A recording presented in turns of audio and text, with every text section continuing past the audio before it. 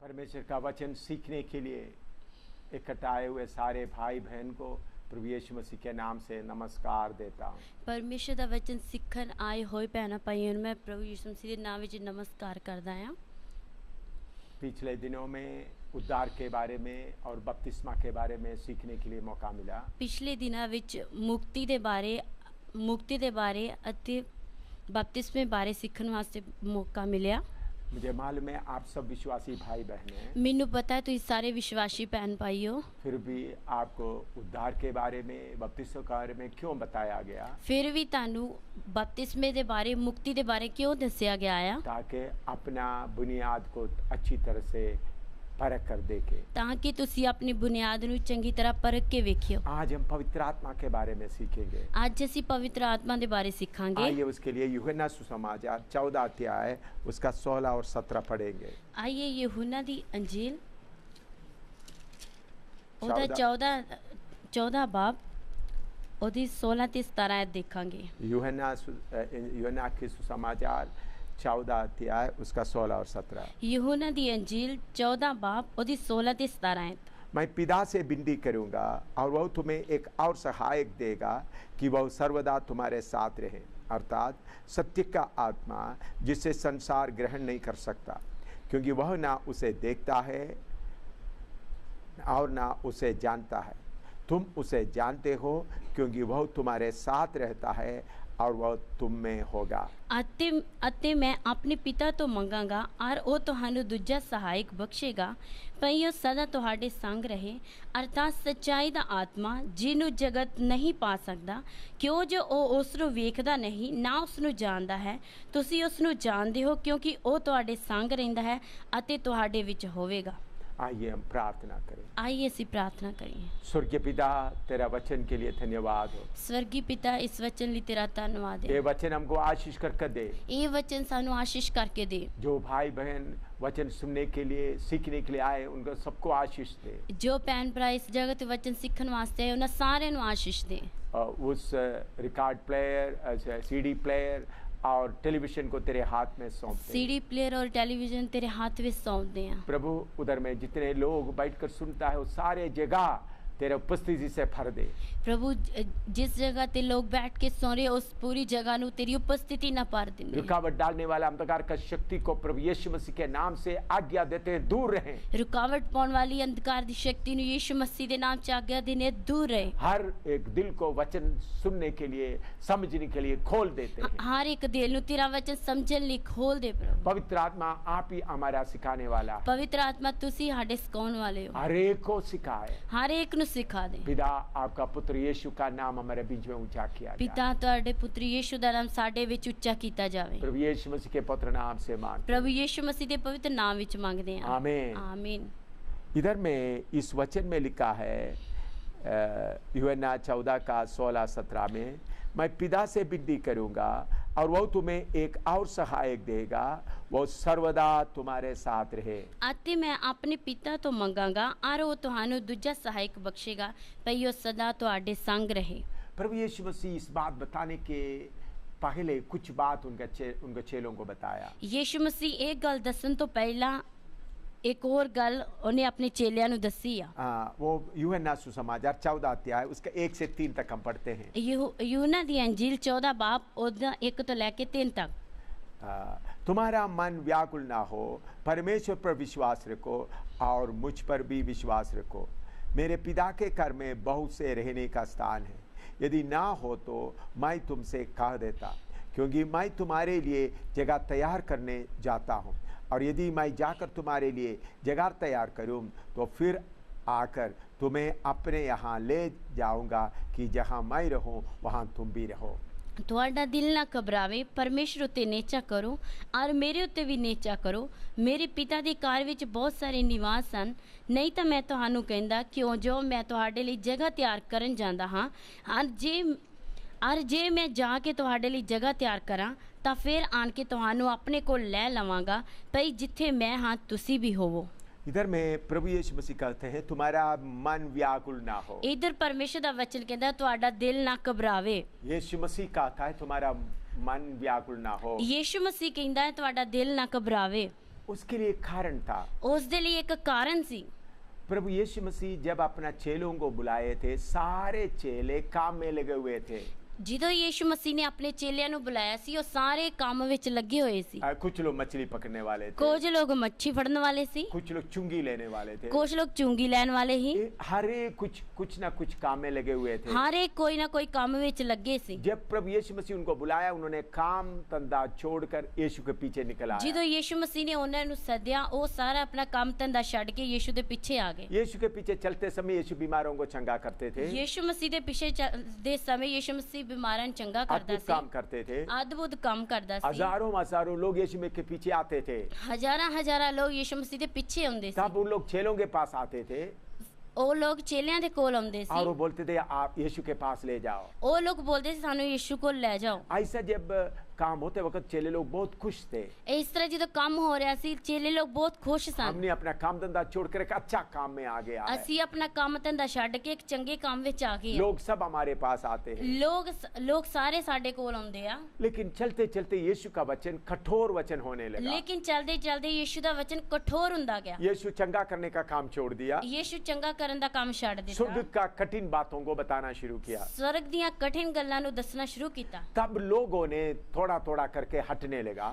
ਫਿਰ ਲੋਕ ਥੋੜੇ ਥੋੜੇ ਕਰਕੇ ਹਟਣ ਲੱਗੇ। आखिर में सब लोग चले गए। ਆਖਰ ਵਿੱਚ ਸਾਰੇ ਲੋਕ ਚਲੇ ਗਏ। हम यूहन्ना 6वां अध्याय में पढ़ते हैं, ਅਸੀਂ ਯਹੋਨਾ ਦੀ ਇੰਜੀਲ 6 ਅਧਿਆਇ ਵਿੱਚ ਪੜ੍ਹਦੇ ਹਾਂ। यीशु अपने चेलों से कहते हैं, ਯੀਸ਼ੂ ਆਪਣੇ ਚੇਲਿਆਂ ਨੂੰ ਕਹਿੰਦਾ सब ਹੈ, लोग तो चले गए, ਸਾਰੇ ਲੋਕ ਤਾਂ ਚਲੇ तुम ਗਏ ਆ, भी क्यों नहीं चले ਤੁਸੀਂ जाते? ਵੀ ਕਿਉਂ ਨਹੀਂ ਜਾਂਦੇ? तब चेलों ने बोला जीवन का वचन आपके पास है। ਫਿਰ ਚੇਲਿਆਂ ਨੇ ਬੋਲੇ ਜੀਵਨ ਦੀਆਂ ਗੱਲਾਂ ਤੇ ਤੇਰੇ ਕੋਲ ਆ। तो जो लोग यीशु के पीछे आए वो सब चले गए, ਜੋ ਲੋਕ ਯੀਸ਼ੂ ਦੇ ਪਿੱਛੇ ਆਏ ਉਹ ਸਾਰੇ ਚਲੇ ਗਏ। और यीशु का कठिन वचन के कारण सारे लोग यीशु के खिलाफ हो गए। ਔਰ ਅਤੇ ਯੀਸ਼ੂ ਦੇ ਕਠਿਨ ਵਚਨ ਦੇ ਕਾਰਨ ਸਾਰੇ ਲੋਕ ਉਸ ਦੇ ਖਿਲਾਫ ਹੋ ਗਏ। यहूदी संस्था के सब लोग खिलाफ हो गए। ਯਹੂਦੀ ਸੰਸਥਾ ਦੇ ਲੋਕ ਸਾਰੇ ਖਿਲਾਫ ਹੋ ਗਏ ਆ।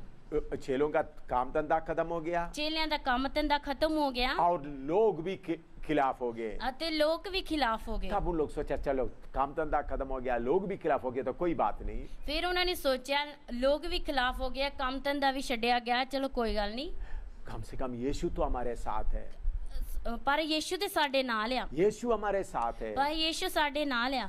तो यीशु भी बाद में बोलने लगा, ਪਰ ਯੀਸ਼ੂ ਵੀ ਫਿਰ ਬੋਲਣ ਲੱਗਾ, मैं भी आपको छोड़कर जाने वाला हूँ। ਮੈਂ ਵੀ ਤੁਹਾਨੂੰ ਛੱਡ ਕੇ ਜਾਣ ਵਾਲਾ ਆ। देखो चेलों का हालत थोड़ा देखे, ਦੇਖੀਏ ਚੇਲਿਆਂ ਦੀ ਹਾਲਤ। काम धंधा सब खत्म हो गया, ਕੰਮ ਧੰਦਾ ਸਾਰਾ ਖਤਮ ਹੋ ਗਿਆ, लोग भी सारे खिलाफ हो गए, ਲੋਕ ਵੀ ਸਾਰੇ ਖਿਲਾਫ ਹੋ ਗਏ। और यीशु था एक ही मददगार था, वो भी छोड़कर जा रहे हैं। ਯੀਸ਼ੂ ਇੱਕੋ ਹੀ ਮਦਦਗਾਰ ਹੀ, ਉਹ ਵੀ ਛੱਡ ਕੇ ਜਾ ਰਿਹਾ तब ਹੈ। उनका दिल घबरा गया, ਫਿਰ ਉਹਨਾਂ ਦਾ दिल ਘਬਰਾ ਗਿਆ, बहुत व्याकुल से भर गया। ਬਹੁਤ ਵਿਆਕੁਲ ਹੋਣ ਲੱਗੇ।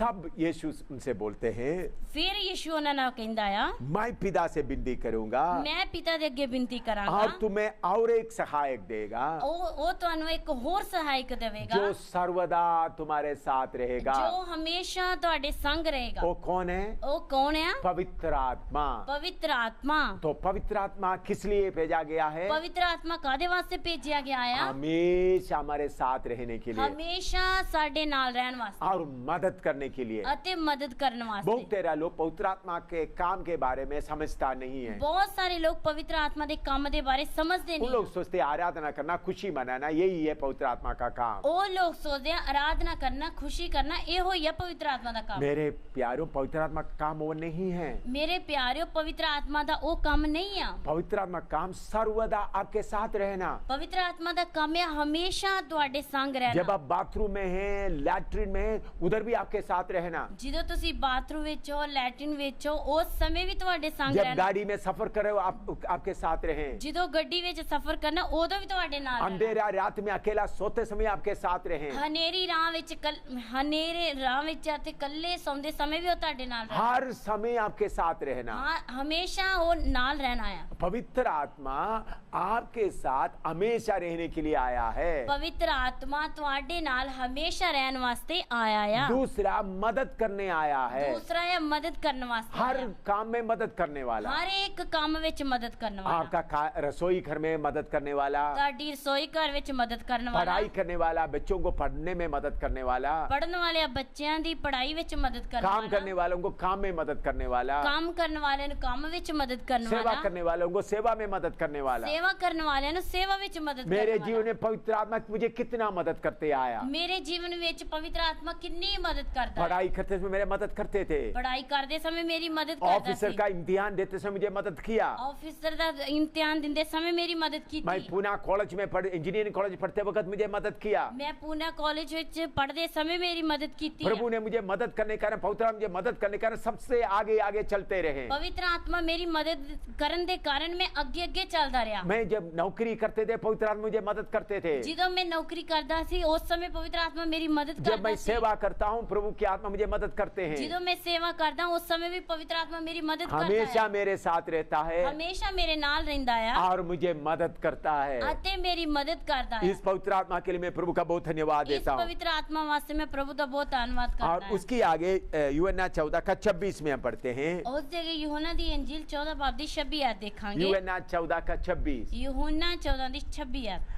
परंतु सहायक अर्थात पवित्र आत्मा जिसे पिता मेरे नाम से भेजेगा वह तुम्हें सब बातें सिखाएगा और जो कुछ मैंने तुमसे कहा है वह तुम्हें स्मरण कराएगा। ਪਰ ਉਹ ਸਹਾਇਕ ਅਰਥਾਤ ਪਵਿੱਤਰ ਆਤਮਾ ਜਿਹਨੂੰ ਪਿਤਾ ਮੇਰੇ ਨਾਮ ਉਤੇ ਕੱਲੇਗਾ ਸੋ ਤੁਹਾਨੂੰ ਸਭ ਕੁਝ ਸਿਖਾ ਲੇਗਾ ਅਤੇ ਸਭ ਕੁਝ ਜੋ मैं ਤੁਹਾਨੂੰ ਆਖਿਆ ਹੈ ਤੁਹਾਨੂੰ ਚੇਤੇ ਕਰਾਵੇਗਾ। पवित्र आत्मा हमको सिखाने वाला अध्यापक है। ਪਵਿੱਤਰ ਆਤਮਾ ਸਾਨੂੰ ਸਿਖਾਉਣ ਵਾਲਾ ਅਧਿਆਪਕ ਆ। जब वचन पढ़ते समय पवित्र आत्मा हमको सिखाएगा। ਜਦੋਂ ਵਚਨ ਪੜ੍ਹਦੇ ਸਮੇਂ ਪਵਿੱਤਰ ਆਤਮਾ ਸਾਨੂੰ ਸਿਖਾਏਗਾ। कोई काम करते वक्त आपको मालूम नहीं है परमेश्वर आपको सिखाएगा। ਕੋਈ ਕੰਮ ਕਰਦੇ ਸਮੇਂ ਪਵਿੱਤਰ ਆਤਮਾ ਸਾਨੂੰ ਸਿਖਾਏਗਾ। वो पवित्र आत्मा सिखाने वाला है। ਪਵਿੱਤਰ ਆਤਮਾ ਸਾਨੂੰ ਸਿਖਾਉਣ वाला ਆ। मुझे मैं इंजीनियर बनकर रहते समय कितने बातों को पवित्र आत्मा मुझे सिखाया। मैं इंजीनियर बन के रहते समय किन्नियां गल्लां पवित्र आत्मा ने मैनू जो सिखाईयां बातें मुझे मालूम नहीं था, किताबों में लिखा नहीं था, पवित्र आत्मा के द्वारा मैंने सीख करके लोगों को बताया है। जो गल्लां मैनू पता नहीं सी, किताबां विच भी कोई नहीं सी, ਉਹ ਗੱਲਾਂ ਪਵਿੱਤਰ ਆਤਮਾ ਨੇ ਮੈਨੂੰ ਸਿਖਾਈਆਂ ਤੇ ਮੈਂ ਦੂਸਰਿਆਂ ਨੂੰ ਦੱਸੀਆਂ। इसी मुताबिक पवित्र आत्मा हमको सिखाने वाला है। ਇਸੇ ਤਰ੍ਹਾਂ ਪਵਿੱਤਰ ਆਤਮਾ ਸਾਨੂੰ ਸਿਖਾਉਣ ਵਾਲਾ ਹੈ। आप बच्चे जो पढ़ने वाले आपको याद नहीं है तो पवित्र आत्मा से प्रार्थना करो, पवित्र आत्मा आपको सिखाएगा।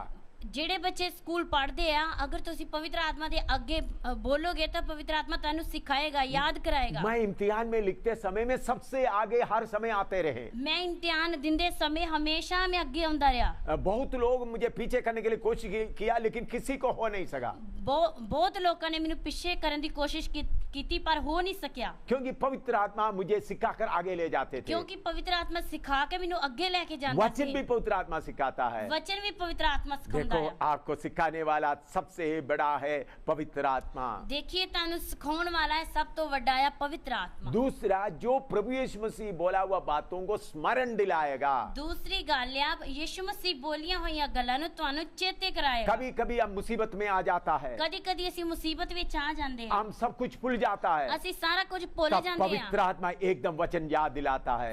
फिर पवित्र आत्मा एकदम वचन याद मेरे कराता जीवन है। में कितने हजारों बार ऐसा घटना हुआ। मेरे जीवन विच किन्ने हजारां वार एक गल होई है। लड़ाई के समय में और सेवा करते समय में अलग अलग परिस्थिति में कितने बार पवित्र आत्मा मुझे वचन याद दिलाया। लड़ाई दे विच सेवा दे विच अलग अलग समय ते समस्या दे विच मैनू किन्नी वार पवित्र आत्मा ने कई गल्लां सिखाईयां। लड़ाई का मतलब आपस का कोई लड़ाई नहीं था। लड़ाई दा मतलब आपस विच कोई लड़ाई नहीं थी। मैं जब फौज में होने के कारण चीन के साथ का लड़ाई होता था, पाकिस्तान के साथ लड़ाई होता था, उस समय पवित्र आत्मा मुझे सिखाता, याद दिलाता था। ਜਦੋਂ मैं फौज ਵਿੱਚ ਕੰਮ ਕਰ ਰਿਹਾ ਸੀ ਉਸ ਸਮੇਂ अलग-अलग जगह ਦੀ ਲੜਾਈ ਹੀ, ਕਦੀ ਪਾਕਿस्तान ਦੀ, चीन ਦੀ, ਉਸ ਸਮੇਂ ਦੀ ਗੱਲ मैं कर रहा हूं। हाँ, तो हर बात हर समय में पवित्र आत्मा मुझे याद दिलाता था। हर समय पवित्र आत्मा ਮੈਨੂੰ याद कराਉਂਦਾ ਸੀ। हाँ, और आगे 16 अध्याय में लिखा है, ਹੋਰ ਅੱਗੇ ਅਸੀਂ ਦੇਖਦੇ ਹਾਂ 16 ਅਧਿਆਏ ਵਿੱਚ 16 अध्याय का 7 से 9 तक। 16 ਬਾਬ ਦੀ 7 ਤੋਂ ਲੈ ਕੇ 9 यूहन्ना ਤੱਕ। 16 अध्याय 7 से 9 तक। यूहन्ना ਦੀ अंजील 16 अध्याय ਉਹਦੀ 7 ਤੋਂ ਲੈ ਕੇ 9 ਆਇਤ ਤੱਕ। तो भी मैं तुमसे सच कहता हूं कि मेरा जाना तुम्हारे लिए अच्छा है, क्योंकि यदि मैं न जाऊं तो वह सहायक तुम्हारे पास ना आएगा, पर यदि मैं जाऊंगा तो उसे तुम्हारे पास भेजूंगा। वह आकर संसार को पाप और धार्मिकता और न्याय के विषय में निरुत्तर करेगा।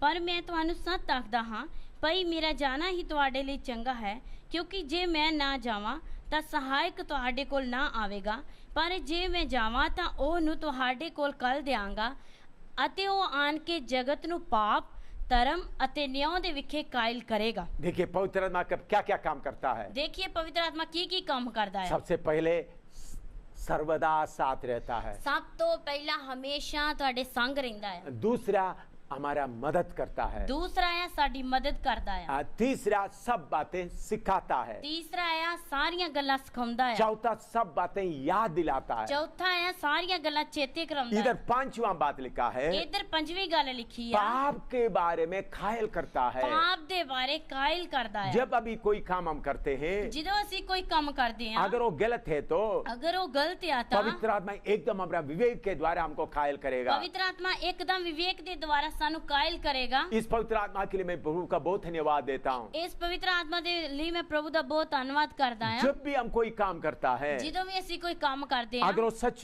अगर सही नहीं है तो ਅਗਰ ਉਹ ਸਹੀ ਨਹੀਂ ਆ ਤਾਂ ये एकदम पवित्र आत्मा घायल करता है। ਇੱਕਦਮ ਪਵਿੱਤਰ ਆਤਮਾ ਕਾਇਲ ਕਰਦਾ ਆ। और आगे पवित्र आत्मा क्या बताता है, ਅੱਗੇ ਪਵਿੱਤਰ ਆਤਮਾ ਕੀ ਦੱਸਦਾ ਆ? यूहन्ना 16 का 13 पढ़ेंगे। यूहन्ना दी इंजील 16 बाब दी 13 देखो। यूहन्ना 16 का 13। यूहन्ना 16 दी 13। परंतु जब वह अर्थात सत्य का आत्मा आएगा तो तुम्हें सब सत्य का मार्ग बताएगा, क्योंकि वह अपनी ओर से ना कहेगा, परंतु जो कुछ सुनेगा वही कहेगा और आने वाले बातें तुम्हें बताएगा। पर जदों अर्थात सच्चाई दा आत्मा आवे तद वो सारी सच्चाई विच तुहाडी अगुवाई करेगा, क्यों जो ਉਹ ਆਪਣੀ ਵੱਲੋਂ ਨਾ ਕਹੇਗਾ, ਪਰ ਜੋ ਕੁਝ ਸੁਨੇਗਾ ਸੋ ਹੀ ਆਖੇਗਾ, ਅਤੇ ਉਹ ਹੋਣ ਵਾਲੀਆਂ ਗੱਲਾਂ ਤੁਹਾਨੂੰ ਦੱਸੇਗਾ। इधर में लिखा है सब सत्य का मार्ग बताएगा। ਇੱਧਰ ਲਿਖਿਆ ਆ ਸच्चाई ਦਾ ਮਾਰਗ ਰਾਹ ਦੱਸੇਗਾ। जब हमको मालूम नहीं क्या करना है, ਜਦੋਂ ਸਾਨੂੰ ਪਤਾ ਨਹੀਂ ਹੈ ਕੀ ਕਰਨਾ ਆ, तब पवित्र आत्मा हमको सही मार्ग बताएगा। ਫਿਰ ਪਵਿੱਤਰ ਆਤਮਾ ਸਾਨੂੰ ਸਹੀ ਰਾਸਤਾ इस ਦੱਸੇਗਾ। रास्ते से चलो, ਇਹ ਰਾਸਤੇ ਤੇ ਚੱਲੋ, ये काम करो। ਇਹ ਕੰਮ ਕਰੋ। जब हमको मालूम नहीं कहाँ क्या करना है, तब पवित्र आत्मा हमको बताएगा। ਜਦੋਂ ਸਾਨੂੰ ਪਤਾ ਨਹੀਂ ਕੀ ਕਰਨਾ, ਉਸ ਸਮੇਂ ਸਾਨੂੰ ਪਵਿੱਤਰ ਆਤਮਾ ਦੱਸੇਗਾ। जीवन की ऐसा बहुत घटना हमारे जीवन में आ सकते हैं। ਜੀਵਨ ਦੀਆਂ ਬਹੁਤ ਸਾਰੀਆਂ ਘਟਨਾ ਇਸ ਤਰ੍ਹਾਂ ਆ ਸਕਦੀਆਂ ਨੇ। दाहिने जाएं बाएं जाएं, क्या करें मालूम नहीं। ਸੱਜੇ ਜਾਈਏ ਖੱਬੇ ਜਾਈਏ ਸਾਨੂੰ ਪਤਾ ਨਹੀਂ ਆ। तब पवित्र आत्मा से विनती करेगा तो ਫਿਰ ਅਸੀਂ ਪਵਿੱਤਰ ਆਤਮਾ ਦੇ ਅੱਗੇ ਬੇਨਤੀ तो ਕਰਾਂਗੇ ਤਾਂ पवित्र आत्मा आपको बताएगा इस मार्ग से चलो। ਫਿਰ ਪਵਿੱਤਰ ਆਤਮਾ ਤੁਹਾਨੂੰ ਦੱਸੇਗਾ ਇਸ ਰਾਹ ਤੋਂ ਚੱਲੋ। ओ मैं प्रभु का धन्यवाद देता हूँ, हमको सच्चाई के मार्ग में अगुवाई करने वाला है पवित्र आत्मा। ਮੈਂ ਪ੍ਰਭੂ ਦਾ ਧੰਨਵਾਦ ਕਰਦਾ ਹਾਂ, ਸਾਨੂੰ ਸੱਚਾਈ ਦੇ ਰਾਹ ਵਿੱਚ ਅਗਵਾਈ ਕਰਨ वाला है पवित्र आत्मा। और दूसरी बात है, सातवां बात है, आने वाली बातों के बारे में बताएगा। ਸੱਤਵੀਂ ਗੱਲ ਹੈ ਆਉਣ ਵਾਲੀਆਂ ਗੱਲਾਂ ਸਾਨੂੰ ਦੱਸੇਗਾ। हमको मालूम नहीं आगे क्या होगा। ਸਾਨੂੰ ਪਤਾ ਨਹੀਂ ਅੱਗੇ ਕੀ ਹੋਵੇਗਾ। मेरे जीवन में कितने ऐसा घटना हुआ है। ਮੇਰੇ ਜੀਵਨ ਵਿੱਚ ਕਿੰਨੀਆਂ ਇਹੋ ਜਿਹੀਆਂ ਘਟਨਾ ਹੋਈਆਂ ਨੇ। एक्सीडेंट हुआ है, ਐਕਸੀਡੈਂਟ ਹੋਇਆ ਹੈ, बीमारी आया है, ਬਿਮਾਰੀ ਆਈ ਆ, जेल में जाना पड़ा है, ਜੇਲ੍ਹ ਵਿੱਚ ਜਾਣਾ ਪਿਆ, लोग मुझे पिटाई किया है, ਲੋਕਾਂ ਨੇ ਮੈਨੂੰ ਮਾਰਿਆ, बहुत कुछ घटना हुआ है। ਬਹੁਤ ਘਟਨਾ ਹੋਈਆਂ ਹੈ। यीशु का प्रचार करने के कारण बहुत बार लोगों ने मुझे सताया, मारा है। ਯीशु ਮਸੀਹ ਦਾ ਪ੍ਰਚਾਰ ਕਰਨ ਦੇ ਕਾਰਨ ਬਹੁਤ ਵਾਰ ਲੋਕਾਂ ਨੇ ਮੈਨੂੰ ਸਤਾਇਆ ਆ। बहुत बार सवेरे में उठकर प्रार्थना करते समय में ਬਹੁਤ ਵਾਰ ਮੈਂ ਸਵੇਰ ਪ੍ਰਾਰਥਨਾ ਕਰਦੇ ਸਮੇਂ मुझे ऐसा अंदर में लगता है ਮੈਨੂੰ ਇਸ ਤਰ੍ਹਾਂ ਅੰਦਰ ਲੱਗਦਾ ਆ कुछ होने वाला है। ਕੁਝ ਹੋਣ ਵਾਲਾ ਆ। मेरे आत्मा को सतर्क कर देता है, ਮੇਰੇ ਆਤਮਾ ਨੂੰ ਤਿਆਰ ਕਰ ਦਿੰਦਾ ਆ। सतर्क करके तैयार रेडी करता है बातों को सामना करने के ਮੇਰੇ लिए। ਆਤਮਾ ਨੂੰ ਤਿਆਰ ਕਰਦਾ ਹੈ ਗੱਲਾਂ ਦਾ ਸਾਹਮਣਾ ਕਰਨ ਵਾਸਤੇ। क्या होगा करके पूरा मालूम नहीं, ਕੀ ਹੋਵੇਗਾ ਪਤਾ ਨਹੀਂ ਆ, वो सब पूरा बताता नहीं, ਉਹ ਪੂਰਾ ਦੱਸਦਾ ਨਹੀਂ कुछ ਆ। घटना आने वाला है। ਕੁਝ ਘਟਨਾ ਆਉਣ ਵਾਲੀ ਆ। सतर्क करता है, वार्निंग देता है, ਵਾਰਨਿੰਗ ਦਿੰਦਾ, ਤਿਆਰ करदा है ताकि मैं उस सामने को उस घटना को सामना करने के लिए तैयार हो जाए। ताकि मैं उस घटना का सामना करने लिए तैयार हो जाऊं। कोई बात सरप्राइज नहीं होता, कोई गल अचानक नहीं हुंदी, एकदम अचानक नहीं आता है। कोई गल अचानक नहीं हुंदी, एकदम परमेश्वर की आत्मा पहले ही बताता है, हम उसको सामना करने के लिए तैयार रहता है। ਪਵਿੱਤਰ ਆਤਮਾ ਪਹਿਲਾਂ ਹੀ ਦੱਸਦਾ ਮੈਂ ਉਹਨੂੰ ਸਾਹਮਣਾ ਕਰਨ ਵਾਸਤੇ ਤਿਆਰ ਰਹਿਣਾ मेरे ਹੈ। जीवन में ऐसा हर एक समय ऐसा होता है। ਮੇਰੇ ਜੀਵਨ ਵਿੱਚ ਹਰੇਕ ਸਮੇਂ ਇਸ ਤਰ੍ਹਾਂ ਹੁੰਦਾ ਆ। कोई घटना आते वक्त मैं मन से तैयार रहता हूँ, ਕੋਈ ਘਟਨਾ ਆਉਂਦੇ ਸਮੇਂ ਮੈਂ ਮਨ ਤੋਂ ਤਿਆਰ ਰਹਿੰਦਾ ਆ, क्योंकि पवित्र आत्मा पहले सतर्क किया हुआ है, चेतावनी दिया हुआ है। ਕਿਉਂਕਿ ਪਵਿੱਤਰ ਆਤਮਾ ਨੇ ਮੈਨੂੰ ਪਹਿਲਾਂ ਹੀ ਤਿਆਰ ਕੀਤਾ, ਚੇਤਾਵਨੀ ਦਿੱਤੀ ये ਹੋਈ ਆ। आपको भी कर सकता है, ਇਹ ਤੁਹਾਨੂੰ ਵੀ ਕਰ ਸਕਦਾ मेरे ਹੈ, लिए सिर्फ नहीं, ਮੇਰੇ ਲਈ ਸਿਰਫ आप ਨਹੀਂ, सुनने वाला सबको कर सकता है। ਤੁਸੀਂ ਜੋ ਸੁਣ ਰਹੇ ਤੁਹਾਨੂੰ ਸਾਰਿਆਂ ਨੂੰ ਕਰ ਸਕਦਾ क्या ਹੈ। क्या बातें थोड़ा सुनिए। ਕੀ ਗੱਲਾਂ ਥੋੜਾ ਸੁਣੀਏ। सर्वदा साथ रहेगा, ਹਮੇਸ਼ਾ ਸੰਗ ਰਹੇਗਾ, मदद करेगा, ਮਦਦ ਕਰੇਗਾ, सब बातें सिखाएगा, ਸਾਰੀਆਂ ਗੱਲਾਂ ਸਿਖਾਏਗਾ, यीशु मसीह के बातें याद दिलाएगा, ਯीशु ਮਸੀਹ ਦੀਆਂ ਗੱਲਾਂ ਯਾਦ ਕਰਵਾਏਗਾ, पाप के बारे में कायल करेगा, ਪਾਪ ਦੇ ਬਾਰੇ ਕਾਇਲ ਕਰੇਗਾ, और सच्चाई के मार्ग में चलाएगा, ਸੱਚਾਈ ਦੇ ਰਾਹ ਤੇ ਚਲਾਏਗਾ, और सातवां आने वाला बातों के बारे में बताएगा। ਸਤਵੀਂ ਗੱਲ ਹੈ ਆਉਣ ਵਾਲੀਆਂ ਗੱਲਾਂ ਦੱਸੇਗਾ। और उसके अलावा प्रेरितों का 1:8 पढ़ेंगे। ਰਸੂਲਾਂ ਦੇ ਕਰਤੱਵ 1:8 ਹੈ ਦੇਖਾਂਗੇ। प्रेरितों का 1:8। ਰਸੂਲਾਂ ਦੇ ਕਰਤੱਵ 1:8 ਹੈ ਦੇਖਾਂਗੇ। परंतु जब पवित्र आत्मा तुम पर आएगा तब तुम सामर्थ्य पाओगे, और यरूशलेम और सारे यहूदिया और समरिया में और पृथ्वी के छोर तक मेरे गवाह होंगे। ਪਰ ਜਾਂ ਪਵਿੱਤਰ ਆਤਮਾ ਤੁਹਾਡੇ ਉੱਤੇ ਆਵੇਗਾ ਤਾਂ ਤੁਸੀਂ ਸ਼ਕਤੀ ਪਾਓਗੇ ਅਤੇ ਯਰੂਸ਼ਲਮ ਅਰ ਸਾਰੇ ਯਹੂਦੀਆ ਅਤੇ ਸਾਮਰੀਆ ਵਿੱਚ ਸਗੋਂ ਧਰਤੀ ਦੇ ਬੰਨੇ ਤੀਕਰ ਮੇਰੇ ਗਵਾਹ ਹੋਵੋਗੇ। पवित्र आत्मा जब आएगा हमारे ऊपर सामर्थ्य आएगा, शक्ति आएगा। ਪਵਿੱਤਰ ਆਤਮਾ ਜਦੋਂ ਆਏਗਾ ਤੁਹਾਡੇ ਉੱਤੇ ਸਾਮਰਥ ਆਏਗੀ, ਸ਼ਕਤੀ ਆਏਗੀ। ये शक्ति कहाँ से आता है? ਇਹ ਸ਼ਕਤੀ ਕਿੱਥੋਂ ਆਉਂਦੀ ਆ? लूका 24:49 पढ़ेंगे। ਲੂਕਾ 24 ਬਾਬ उसका 49 पढ़ेंगे। और ये- लूक 24:49। ਲੂਕਾ ਦੀ ਅੰਜੀਲ ਉਹਦਾ 24 ਬਾਬ ਉਹਦੀ 49 ਐਤ ਦੇਖਾਂਗੇ। हाँ, लूका 24:39। ਲੂਕਾ ਦੀ ਅੰਜੀਲ 24 ਬਾਬ ਉਹਦੀ 49 ਐਤ। और देखो जिसकी प्रतिज्ञा मेरे पिता ने की है, मैं उसको तुम पर उतारूंगा, और जब तक स्वर्ग से सामत ना पाओ तब तक तुम इसी नगर में ठहरे रहो। ਅਤੇ ਵੇਖੋ ਮੈਂ ਆਪਣੇ ਪਿਤਾ ਦਾ ਇਕਰਾਰ ਤੁਹਾਡੇ ਉੱਤੇ ਕਰਦਾ ਹਾਂ, ਪਰ ਜਦ ਤੀਕਰ ਤੁਸੀਂ ਉੱਪਰੋਂ ਸ਼ਕਤੀ ਨਾ ਪਾਓ ਸ਼ਹਿਰ ਵਿੱਚ ਰਹੋ। ओ ऊपर से शक्ति आता है, ਉੱਪਰੋਂ ਸ਼ਕਤੀ ਆਉਂਦੀ ਆ, स्वर्ग से शक्ति आता है। स्वर्ग ਤੋਂ ਸ਼ਕਤੀ ਆਉਂਦੀ वो ਆ। शक्ति सारे ताकत से बड़ा है। ਉਹ ਸ਼ਕਤੀ ਸਾਰੀ ਤਾਕਤ ਤੋਂ ਵੱਡੀ ਆ। लोगों का शक्ति है, ਲੋਕਾਂ ਦੀ ਸ਼ਕਤੀ ਆ, पार्टी का शक्ति है, ਪਾਰਟੀ ਦੀ ਸ਼ਕਤੀ ਆ, धर्म की शक्ति है, ਧਰਮ ਦੀ ਸ਼ਕਤੀ ਆ, शैतान का शक्ति है। ਸ਼ੈਤਾਨ ਦੀ ਸ਼ਕਤੀ ਆ। लेकिन हमारे पास स्वर्ग से जब शक्ति आता है, ਲੇਕਿਨ ਸਾਡੇ ਕੋਲ ਜਦੋਂ ਸਰਗੋ ਸ਼ਕਤੀ ਆਉਂਦੀ ਆ, शैतान की सारे कामों को हम एकदम चूर चूर कर सकता है। ਸ਼ੈਤਾਨ ਦੇ ਸਾਰੇ ਕੰਮਾਂ ਨੂੰ ਅਸੀਂ ਇੱਕਦਮ ਚੂਰ-ਚੂਰ ਕਰ जैसे एक मच्छर को मसल देता है, ਜਿਸ ਤਰ੍ਹਾਂ ਇੱਕ ਮੱਛਰ ਨੂੰ ਅਸੀਂ ਮਸਲ ਦਿੰਨੇ ਆ, इसी तरह शैतान की सारे कामों को हम मसल देता नाश कर सकता है। ਇਸੇ ਤਰ੍ਹਾਂ ਅਸੀਂ ਸ਼ੈਤਾਨ ਦੇ ਕੰਮਾਂ ਨੂੰ ਅਸੀਂ ਨਾਸ਼ ਕਰ ਸਕਦੇ ਆ। मैं प्रभु का बहुत धन्यवाद देता हूँ इस परमेश्वर की आत्मा का शक्ति के लिए। ਮੈਂ ਪ੍ਰਭੂ ਦਾ ਬਹੁਤ ਧੰਨਵਾਦ ਕਰਦਾ ਹਾਂ ਇਸ ਪ੍ਰਭੂ ਦੀ ਆਤਮਾ ਦੀ ਸ਼ਕਤੀ तो ਵਾਸਤੇ। पवित्र आत्मा पाने से क्या क्या फायदा है? ਪਵਿੱਤਰ ਆਤਮਾ ਪਾਉਣ ਦੇ ਨਾਲ ਕੀ ਫਾਇਦਾ ਆ? सबसे पहले हमारे साथ रहेगा, ਸਭ ਤੋਂ ਪਹਿਲਾਂ ਸਾਡੇ ਨਾਲ ਰਹੇਗਾ, हमको मदद करेगा, ਸਾਡੀ ਮਦਦ ਕਰੇਗਾ, तीसरा हमको सिखाएगा, ਤੀਸਰਾ ਹੈ ਸਾਨੂੰ ਸਿਖਾਏਗਾ, चौथा हमको यीशु मसीह की बातें याद दिलाएगा, ਚੌਥਾ ਹੈ ਸਾਨੂੰ ਯਿਸੂ ਮਸੀਹ ਦੀਆਂ ਗੱਲਾਂ ਯਾਦ ਕਰਵਾਏਗਾ, पांचवा पाप के बारे में कायल करेगा, ਪੰਜਵੀਂ ਗੱਲ ਹੈ ਸਾਨੂੰ ਪਾਪ ਦੇ ਬਾਰੇ ਕਾਇਲ ਕਰੇਗਾ, छह सच्चाई के मार्ग में चलाएगा, ਛੇਵੀਂ ਹੈ ਸਾਨੂੰ ਸੱਚਾਈ ਦੇ ਰਾਹ ਤੇ ਚਲਾਏਗਾ, सातवां आने वाले बातों के बारे में बताएगा, ਸੱਤਵੀਂ ਗੱਲ ਹੈ ਸਾਨੂੰ ਆਉਣ ਵਾਲੀਆਂ ਗੱਲਾਂ ਦੇ ਬਾਰੇ ਦੱਸੇਗਾ, आठवां परमेश्वर का शक्ति से भर देगा। ਅੱਠਵੀਂ ਗੱਲ ਹੈ ਸਾਨੂੰ ਪਰਮੇਸ਼ਰ ਦੀ ਸ਼ਕਤੀ ਨਾਲ ਭਰ ਦੇਗਾ। कितनी अच्छी बात है। ਕਿੰਨੀ ਚੰਗੀ ਗੱਲ ਆ। ओ परमेश्वर अपना आत्मा हमारे लिए देने के कारण हम कितने खुशी से आगे बढ़ना चाहिए। ਪਰਮੇਸ਼ਰ ਆਪਣਾ ਆਤਮਾ ਦੇਣ ਦੇ ਕਾਰਨ ਅਸੀਂ ਕਿੰਨਾ ਖੁਸ਼ੀ ਦੇ ਨਾਲ ਅੱਗੇ ਵਧਣਾ ਚਾਹੀਦਾ अभी ਹੈ। पवित्र आत्मा आने से क्या होता है उसके बारे में हम समझते हैं। ਪਵਿੱਤਰ ਆਤਮਾ ਆਉਣ ਦੇ ਨਾਲ ਕੀ ਹੁੰਦਾ ਹੈ ਉਹਦੇ ਬਾਰੇ ਸਿੱਖਾਂਗੇ। जब पवित्र आत्मा आते हैं तो हमारे ऊपर आते तो क्या होता है, ਜਦੋਂ ਪਵਿੱਤਰ ਆਤਮਾ ਸਾਡੇ ਉੱਤੇ ਆਉਂਦਾ ਤਾਂ ਕੀ ਹੁੰਦਾ ਆ? और उसके लिए प्रेरितों का पहला अध्याय दूसरा अध्याय उसके 1 से 4 तक पढ़ेंगे। ਰਸੂਲਾਂ ਦੇ ਕਰਤੱਵ 2 ਬਾਬ ਦੀ 2 ਤੋਂ ਲੈ ਕੇ 4 ਤੱਕ ਦੇਖਾਂਗੇ। प्रेरितों का दूसरा अध्याय 1 से 4 तक पढ़ेंगे। रसूलों के कर्तव्य 2 बाब दी 1 तो लेके 4 तक। जब पेंतिकोस्त का दिन आया तो वे सब एक जगह इकट्ठे थे। एकाएक आकाश से बड़ी आंधी की सी सनसनाहट का शब्द हुआ और उससे सारा घर जहां वो बैठे थे गूंज गया और उन्हें आग की सी जीभें फटती हुई दिखाई दी और उनमें हर एक पर आ ठहरी। वे सब पवित्र आत्मा से भर गए और जिस प्रकार आत्मा ने उन्हें बोलने की सामर्थ दी वे अन्य अन्य भाषा बोलने लगे। जहाँ पेंतीकुस्त का दिन आया ਉਹ ਸਭ ਇੱਕ ਥਾਂ ਇਕੱਠੇ ਸਨ ਔਰ ਅਚਾਨਕ ਆਕਾਸ਼ ਤੋਂ ਇੱਕ ਗੂੰਜ ਆਈ ਜਿਹੀ ਵੱਡੀ ਭਾਰੀ ਹਨੇਰੀ ਦੇ ਵਗਣ ਦੀ ਹੁੰਦੀ ਹੈ ਅਤੇ ਉਸ ਨਾਲ ਸਾਰਾ ਘਰ ਜਿੱਥੇ ਉਹ ਬੈਠੇ ਸਨ ਭਰ ਗਿਆ ਔਰ ਉਹਨਾਂ ਨੂੰ ਅੱਗ ਜਿਹੀਆਂ ਜੀਭਾਂ ਵੱਖਰੀਆਂ ਵੱਖਰੀਆਂ ਹੁੰਦੀਆਂ ਦਿਖਾਈ ਦਿੱਤੀਆਂ ਅਤੇ ਉਹ ਉਹਨਾਂ ਵਿੱਚੋਂ ਹਰੇਕ ਉੱਤੇ ਠਹਿਰੀਆਂ ਤਦ ਉਹ ਸਭੇ ਪਵਿੱਤਰ ਆਤਮਾ ਨਾਲ ਭਰ ਗਏ ਅਤੇ ਹੋਰ ਬੋਲੀਆਂ ਬੋਲਣ ਲੱਗ ਪਏ ਜਿਵੇਂ ਆਤਮਾ ਨੇ ਉਹਨਾਂ ਨੂੰ ਬੋਲਣ ਦਿੱਤਾ। इधर में हम देखते हैं 120 लोग पवित्र आत्मा के लिए इंतजार कर रहे थे। इधर ਅਸੀਂ ਦੇਖਦੇ ਹਾਂ 120 ਲੋਕ ਪਵਿੱਤਰ ਆਤਮਾ ਵਾਸਤੇ ਇੰਤਜ਼ਾਰ ਕਰ ਰਹੇ ਸੀ। एक दिन हो गया, 2 दिन हो गया, 10वां दिन आ गया। ਇੱਕ ਦਿਨ ਹੋ ਗਿਆ, ਦੂਸਰਾ ਦਿਨ ਹੋ ਗਿਆ, 10ਵਾਂ ਦਿਨ ਆ ਗਿਆ। या पेंतिकोस्त का 50वां दिन पेंतिकोस्त का दिन आया। पेंतीकुस्त ਦਾ ਦਿਨ 50ਵਾਂ ਦਿਨ ਆ। हाँ, उस दिन में क्या हुआ? ਉਸ ਦਿਨ ਕੀ ਹੋਇਆ? जिस कमरे में वो बैठे थे ਜਿਸ ਕਮਰੇ ਵਿੱਚ ਉਹ ਬੈਠੇ ਸੀ 120 लोग प्रार्थना कर रहे थे। 120 ਲੋਕ ਉਹ ਪ੍ਰਾਰਥਨਾ ਕਰਦੇ ਸੀ। बहुत बड़ा सन्नाटा का आवाज आ गया। ਬਹੁਤ ਵੱਡੀ ਭਾਰੀ ਹਨੇਰੀ ਦੇ ਵਗਣ ਦੀ ਆਵਾਜ਼ ਆਈ। वो कमरा पूरा भर दिया। ਉਹ ਕਮਰਾ ਪੂਰਾ ਭਰ ਗਿਆ।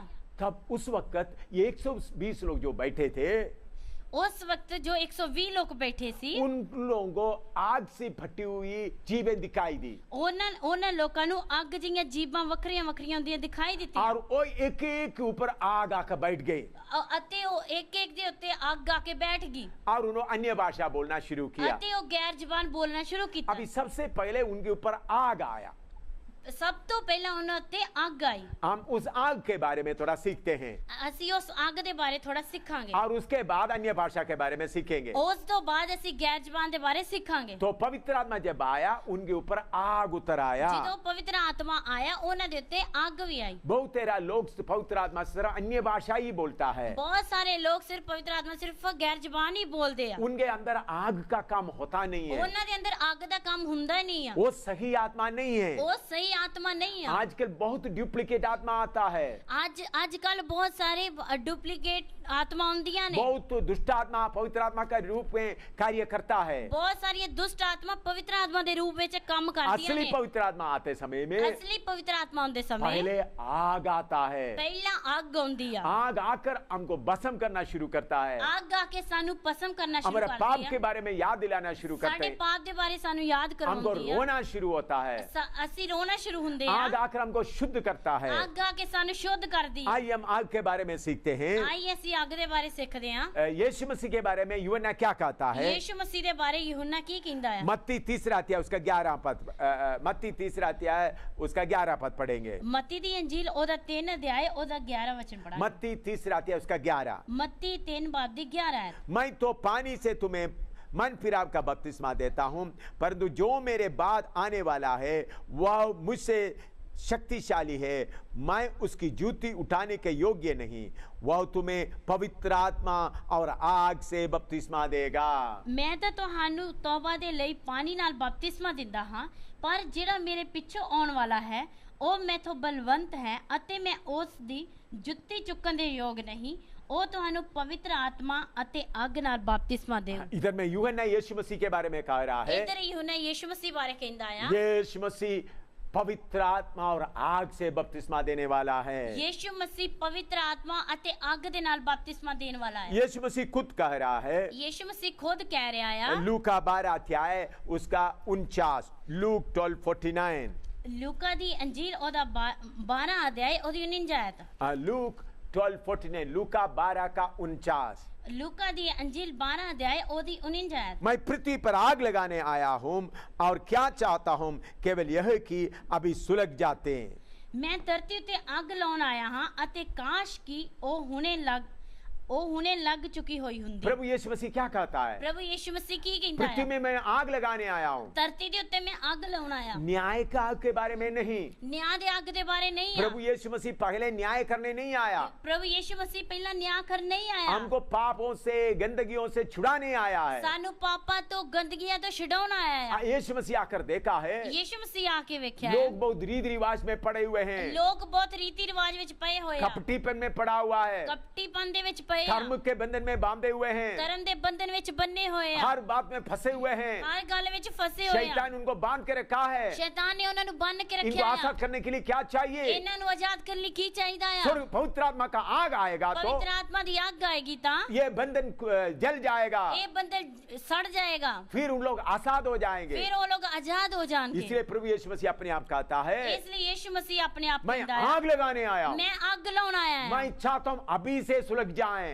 ਮੈਂ ਚਾਹੁੰਦਾ ਕਿ ਹੁਣੇ ਲੱਗ ਜਾਂਦੀ। आपके जीवन में बहुत पाप का बातें हैं, ਤੁਹਾਡੇ ਜੀਵਨ ਵਿੱਚ ਬਹੁਤ ਪਾਪ ਦੀਆਂ ਗੱਲਾਂ आप ਨੇ, उद्धार पाया हुआ है, ਤੁਸੀਂ ਮੁਕਤੀ ਪਾਈ ਆ, शायद बपतिस्मा भी लिया हुआ है, ਸ਼ਾਇਦ ਬਪਤਿਸਮਾ पाप ਲਿਆ का ਆ, रस्सियां लगा हुआ है, ਪਾਪ ਦੀਆਂ ਰੱਸੀਆਂ ਲੱਗੀਆਂ इच्छा के ਆ, रस्सियां लगे हुए हैं। ਇੱਛਾ ਦੀਆਂ ਰੱਸੀਆਂ ਲੱਗੀਆਂ छुटकारा ਆ। कहां से? ਛੁਟਕਾਰਾ ਕਿੱਥੋਂ ਆ? जब पवित्र आत्मा का आग आएगा, ਜਦੋਂ ਪਵਿੱਤਰ ਆਤਮਾ ਦੀ ਅੱਗ ਆਏਗੀ, सारे रस्सियां जल जाएगा, ਸਾਰੀਆਂ ਰੱਸੀਆਂ ਸੜ ਜਾਣਗੀਆਂ, तब आप आजाद हो जाएंगे। ਫਿਰ ਤੁਸੀਂ ਆਜ਼ਾਦ ਹੋ ਜਾਓਗੇ। ये है पवित्र आत्मा का आग का काम। ਇਹ ਆ ਪਵਿੱਤਰ ਆਤਮਾ ਦੀ ਅੱਗ ਦਾ ਕੰਮ। ये आग कहां शुरू होता है? ਇਹ ਅੱਗ ਕਿੱਥੇ ਸ਼ੁਰੂ ਹੁੰਦੀ ਆ? भजन संहिता 39 का 3 पढ़ेंगे। ਭਜਨ ਜ਼ਬੂਰਾਂ ਦੀ ਪੋਥੀ 39 ਬਾਬ ਦੀ 3 ਐ ਦੇਖਾਂਗੇ। भजन संहिता 39 का 3 पढ़ेंगे। ਜ਼ਬੂਰਾਂ ਦੀ ਪੋਥੀ 39 ਬਾਬ ਦੀ 3 ਐ ਦੇਖਾਂਗੇ। मेरा हृदय अंदर ही अंदर जल रहा था, सोचते सोचते आग फटक उठी, तब मैं अपनी जीभ से बोल उठा।